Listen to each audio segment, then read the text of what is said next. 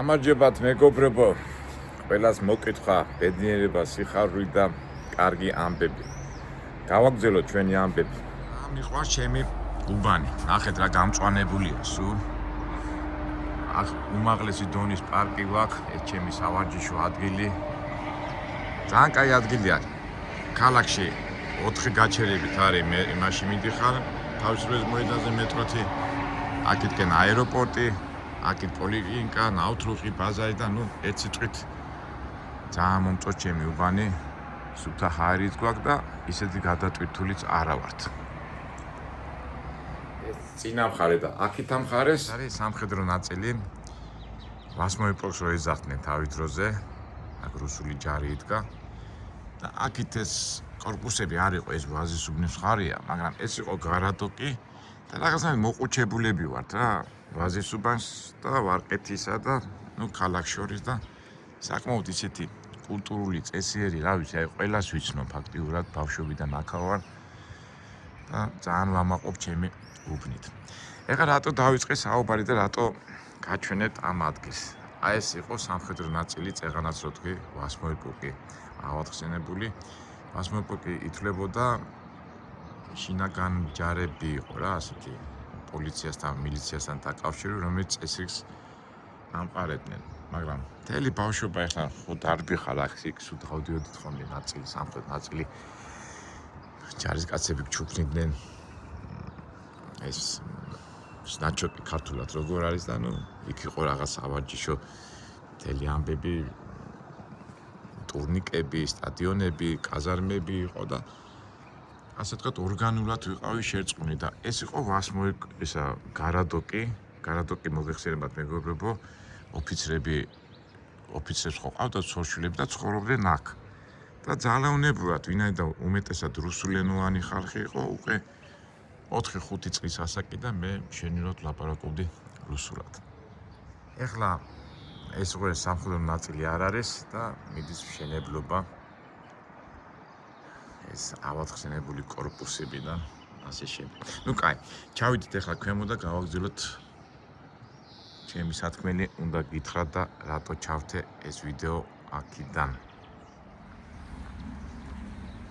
წინა ვიდეოდან გახსოვთ ხო? უკვე კეკელიძეზე მარინასთან გადავწყვიტე რომ მარინა დამეტოვებინა, იმიტომ რომ მისი ეს სიყვარულიდან გამომდინარე, გამიჭიდა რა, უკვე უაზრობა იყო იქ ჩემი ყოფნა.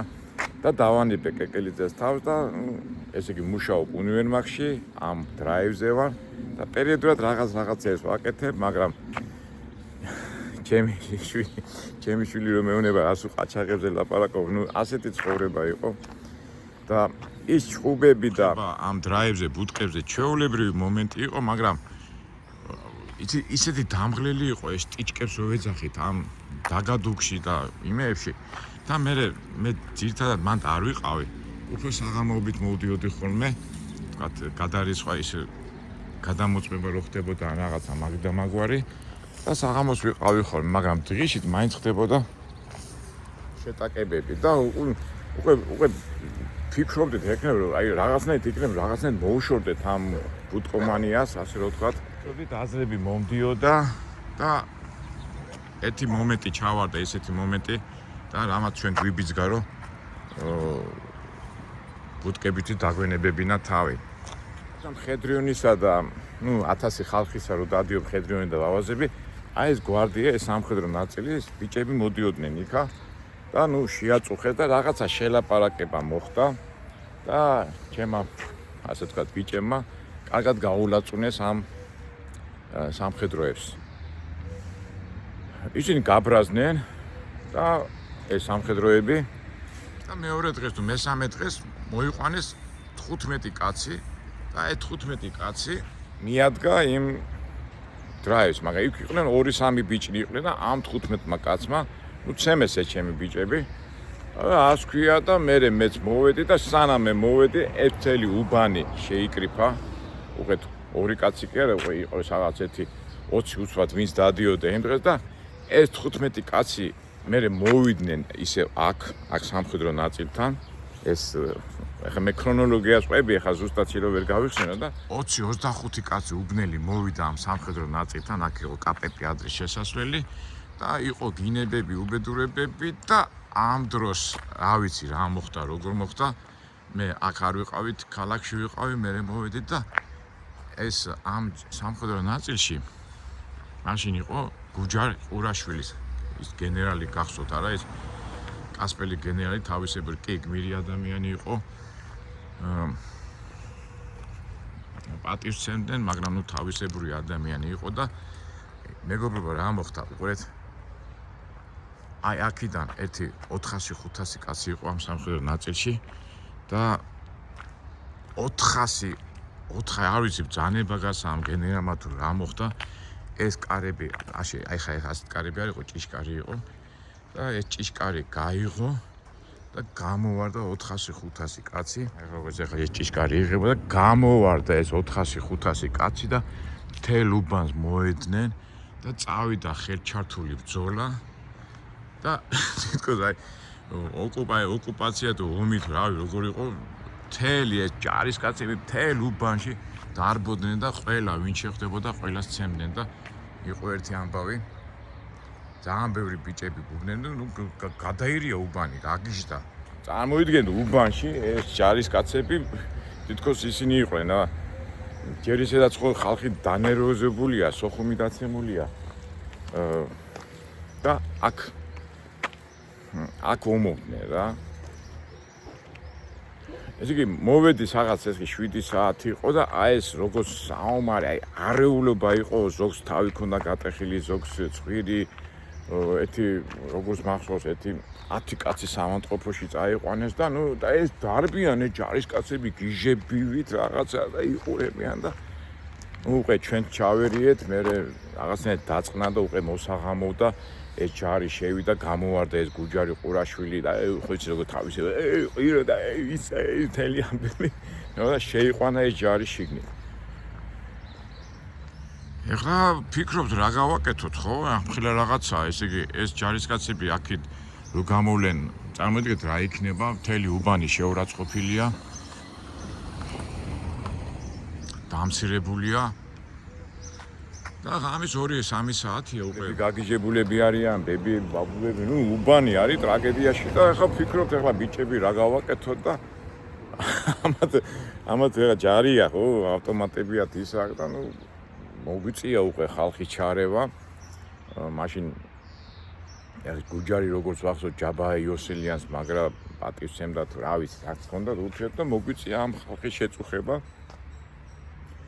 და მეორე დღეს უკვე ტელეფონი მაშინ არ იყო და ეს გაჯიქებული იყო ეს გუჯარი ესე შეშლილივით იყო რაღაცა და მე თქვენ გიჩვენეთ ყიროდა და გათენდეს და ეხლა ჩვენს დავიძაბეთ ხო ეხლა გვინდა ეს ომის აი წარმოიდგინეთ სოხუმი დაცემულია ის და ჩვენ აქ ვომობთ აქ უბანში რაღაცის გულისთვის იქ დრაივზე ვერ ბუტკაზე ვერ გაარკვიეს სიტუაცია და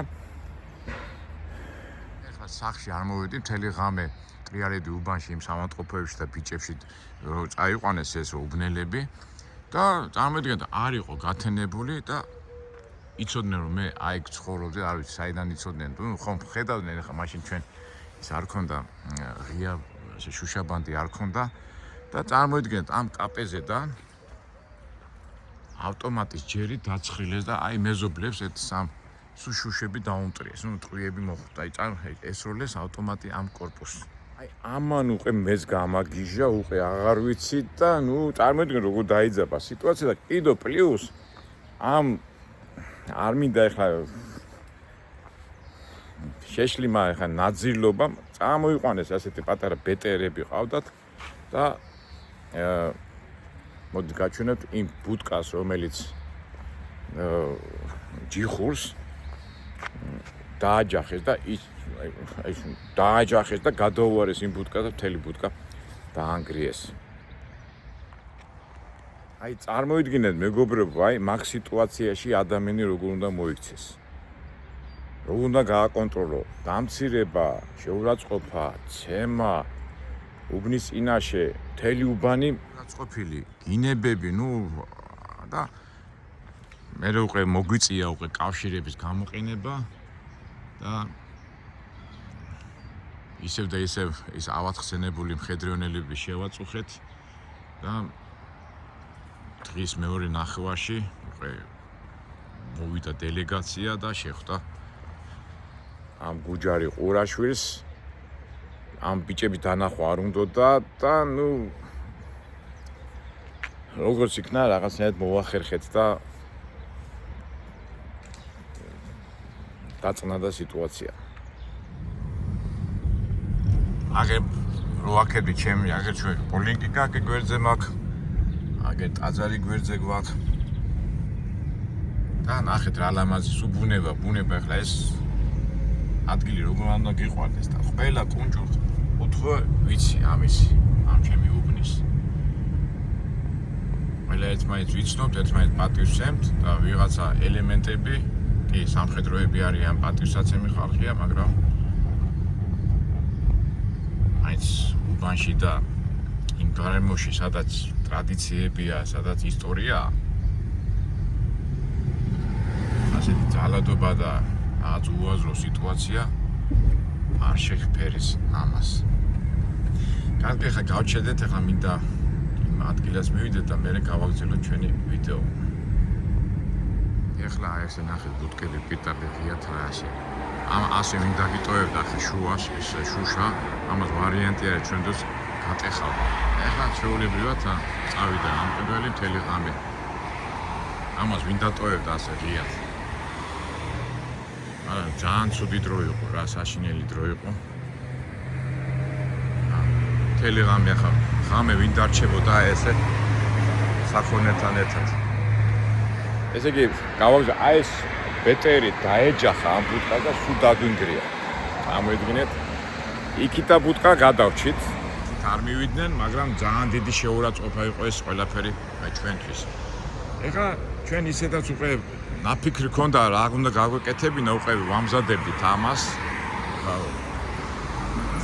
როდემდე უნდა გეჩხუბა, როდემდე უნდა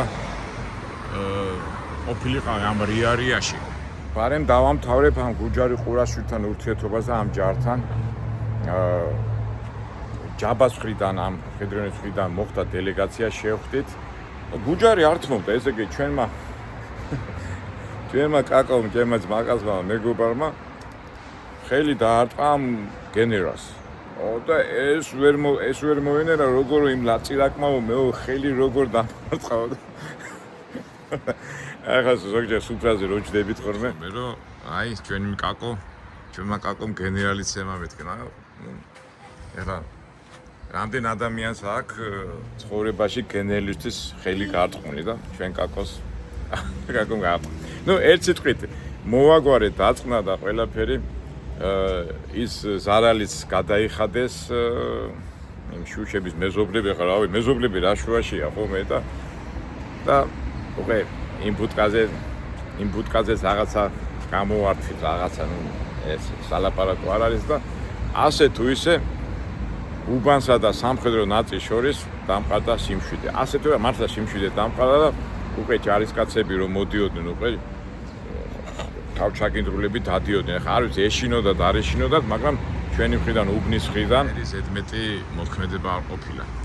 მაგრამ უბანი გასაგებია, მაგრამ მთლიანად მთელ ქვეყანაში სიტუაცია არ დაწყნარებულა და ისევ იმ ბნელ არეულ დროში ვიყავით. ეხლა გადავიდეთ ჩვენ ბიზნესურ ამბებში. პერიოდულად მე თქვენ გითხარით, ჩვენ აქ სხვა ბიჭებიც იყვნენ ჩვენ და უბნელები და გარდა იმისა, რომ ამ სიგარეტებს და შოკოლადებს და იმებს ყიდიდით, ზოგჯერ ამ აეროპორტიდან ვიღაცა მოვიდოდა ხოლმე და ფულის გადახურდაებას ითხოვდა ხოლმე. მაშინ რუსული რუბლი დოლარებზე ასე გადაედოდა. ეს ეს დაგვებედა. ეს აზრი რაღაცნაირად ჩავარდა ჩემში, მაგრამ პარალელურად გახსოვთ მე მოდი ახლა გავიდეთ ნავთრუხის ბაზარში, ესეც უკვე ერთ-ერთი ჩემი ესო ცხოვრებისეული მომენტი იყო და ნავთრუხის ბაზარი.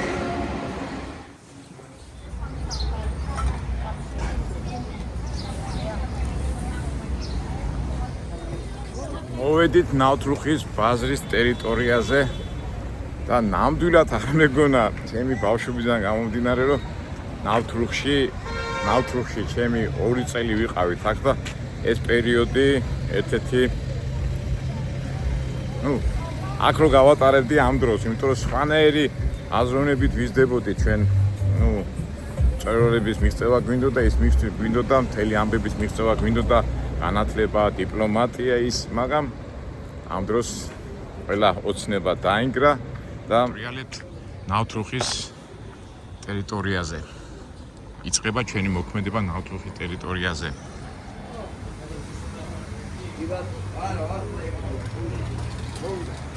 ბაზარი.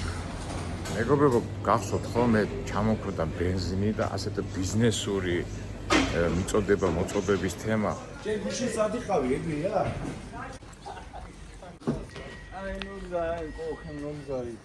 ბენზინთან დაკავშირებით სულ პრობლემები ჰქონდა, სულ ჭხუბები, გარჩევები, გამორჩევები და ფიქრობდი ისეთი რაღაცა უნდა მოვყიდო ხელი, რომ ვერიდოთ და დავიწყე უკვე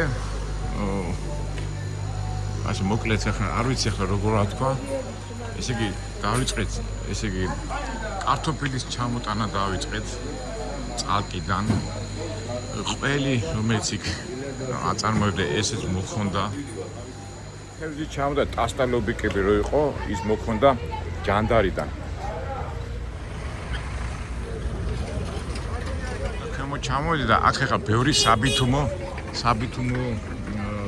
სავაჭრო ობიექტები და მაშინ არ იყო და ჩვენ ავიყვანდით რომელიმე მანქანას, ხო ისედაც მანქანები გაჩერებული ქონდა, მე გულისხმობ სატვირთო მანქანები, იმას გადაუფრთით რაღაცა წავიდოდით იქ გლეხებისგან ვიყიდით, ჩამოვიდოდით აქ და ვაბარებდით.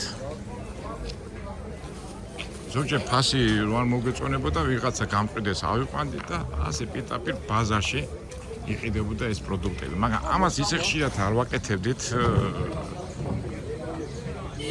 რაღაცნაირად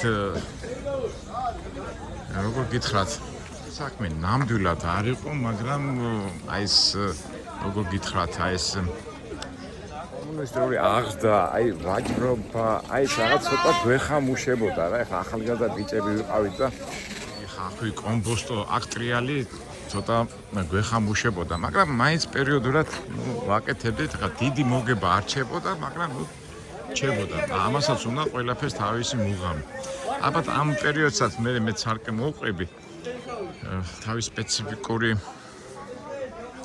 ამბები ხდებოდა ამ საბითუმო ბაზრობაზე და მაინც იცით აი შინაგანიური საქმე არ არის, უნდა იცოდე სპეციფიკა ეს ყველაფერი. ხახვის ცოდნა თავი დროზე უნდა მოიტანო, მე ისეთ ფასი უნდა გაარტყარო, გააყიდო, ანუ თან ადვილი საქმეც არ არის და ემატება ის მენტალიტეტი, ჩვენი აღზრდის მენტალიტეტი, რომელიც რაღაცნაირად როგორ ვთქვა, გვატორმუზებდა ამ სფეროში ტრიალს. გახსოვთ მე რო ვამბობ ხოლმე მეჯანოაშვილით ამ საქმით იყო დაკავებული, იყიდით და გაყიდით და მე პარადოქსი არ არის საბოლოო ჯამში ახლა სოფლის მეურნეობას რო ეწევით, ალბათ იქიდან მოდის, მაგრამ იმ პერიოდში ძალიან როგორ გითხრათ, ისე დიდი ენთუზიაზმს და ენერგიას არ ვამჟღავნებდით. და კონკრეტულად გვეხამუშებოდა ამ საქმის გაკეთება.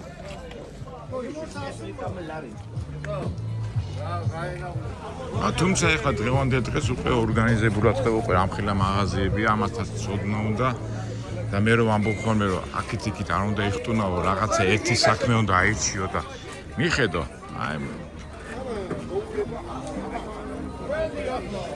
მაშინ ჩვენ მაინც ეშინოდა ხა პროდუქტები კი ჩამოქონდათ, მაგრამ ზოგჯერ აყაჩაღებდნენ ხოლმე. მე ახლა არ მახსოვს რომ ჩვენ დავიყაჩაღებინოთ პროდუქტებზე, ახლა ეს ყაჩაღები ისე არ მოქმედებდა, მაგათ უფრო ფული აინტერესებდათ ხოლმე და აინტერესებდათ აი საღამოს იცოდნენ ხოლმე მოსვლა, დღის ბოლოს უკვე რო გაიყიდებოდა ეს აქონელი, უკვე ფულზე ქონდათ აქცენტი გადატანილი, მაგრამ მაგის პრობლემა ჩვენ არ ქონდა, მაგის შიში. უბრალოდ თვითონ მენტალიტეტი აი ბაზარში ყოფნა და აი ეს ვაჭრობა ცოტა მე რამდენჯერ ვამბობ, ცოტა გვეხამუშებოდა. ესე იგი ამ ნავთრუხის ბაზარში ფაქტობრივად უკვე მარინასგან წამოსვლას ვაპირებთ, ის ამბები უკვე მოხვედე, ისა მომხდარია იჩხუბი ურაშვილთან და სამხედროებთან და ამ ნავთრუხის ბაზარში ვიტრიალებთ, როგორ მახსოვს რაღაც 4 თუ 5 თვე ტრიალებდით რა და მე დაგვება და უბრალოდ ისე მოიცი თბილისი როგორ ახლობლობაში ერთი მეგობარი ჩემი მეგობარი ბავშვი და ბაჩუკი ჩემო უბნელება იცია. აკო რო წვალობო არ გინდაო ცოტა სავალუტო ჯიხურში იაქტიურო. ხო, სავალუტო ჯიხური ფიქრე, იმიტომ უკვე ინსტიტუციები მე ხო ჩემებურად ხო ფიქრობდი ფინანსებზე, საბანკო სიტუაციებზე და აი მან დუყე მაგაზე დავიწყეთ ფიქრი და ის მომენტი გახსოვთ მე რო თქვი რომ ჩემი მეგობარი ზოგჯერ ფულის ახლდაებდა ხოლმე იმ ჩვენ ბუდკაში აეროპორტისკენ რომ მიდიოდნენ 3 რუბლებს იმებს ახლდაებდნენ და ია ვითხრა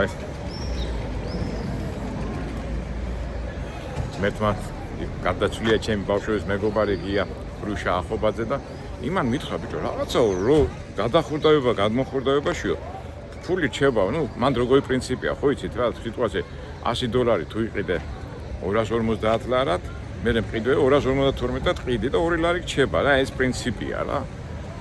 და ამან უკვე დამაფიქრა და მე ჩაუჯექი ამ ფინანსურ ამბებს და მე ამასობაში ბაჩუკიც რომ მოვიდა ეს აზრი რომ შემოგთავაზა, უკვე ჩემ თავში წავიდა მაგაზე ფიქრი. ეს ამდენი მაღაზიები არ იყო და უკვე ეს სავალუტო ჯიხური ეს უკვე რიკო კრედი ლომბარდია იქ ჯიხური და მთელი ეს სავალუტო ჯიხურები ეხლა რაც არის მაშინ არ იყო თან ახალი სივრცე იყო და ერთ სიტყვით ამ სავალუტო ჯიხურმა ჩვენი აზრი დაიპყრო. დადგა საკითხი ფულის ადვიშოვოთ. ამას უკვე შემდეგ ვიდეოში მოგიყვებით და საქმეს რო იწყებ ხო უნდა ისწავლო და ბაჩუკი დაუკავშირდი, ბაჩო პატარიძეს და კიო კაცო რა პრობლემაა, მოდიო. მაგათ ისანში მაშინ გეხსოვებათ 93 ისნის მეტროს მოპიტაპირე მხარეს მთელი ჯიხურები იყო ჩამწკრივებული, იქ მუშაობდნენ უბნელებიც იყვნენ, რავი 1000-დან ვისაც ის პერიოდი ახსოვს და ასე ვთქვათ მოსწავლე გახდი, იქ როგორ მუშაობდნენ ამ პრინციპს უყურებდი და ერთი კვირა უყურებდი რა, იქ მე თავის ნიუანსებია, თავისი, ყველაზე მთავარი ნიუანსი არის რომ ყურადღებით უნდა იყო და გადასვლა გადმოსვლა მაშინ კუპონები არ იყო ჯერ შემოსული, რუსული ფული იყო და ასე თუ ისე შევისწავლე ეს საქმე და მე დადგა უკვე ფულის ადგილშოვა. ასე თუ ისე ეს ყველაფერი შევითვისე და ამას უკვე შემდეგ ვიდეოში მოგიყვებით ყველაფერს. კარგით აბა, ისევ ყველას გისურვებთ ბედნიერებას, წარმატებას, ახს და რაც თავარია სიცოცხლის სიყვარული და мотиваცია არ დაკლებოდეს. მოკლებოდეს უფრო ქართულის როგორ მეშლება ხოლმე ლაპარაკის დროს ეს გრამატიკული ფონეტიკურ და სინტაქსის შეცდომებს რო უშვებ და ალბათ იმედია ამას გამოვასწორებ. კარგით აბა, შევხვდებით მომავალ იმედია საინტერესო ვიდეოებში.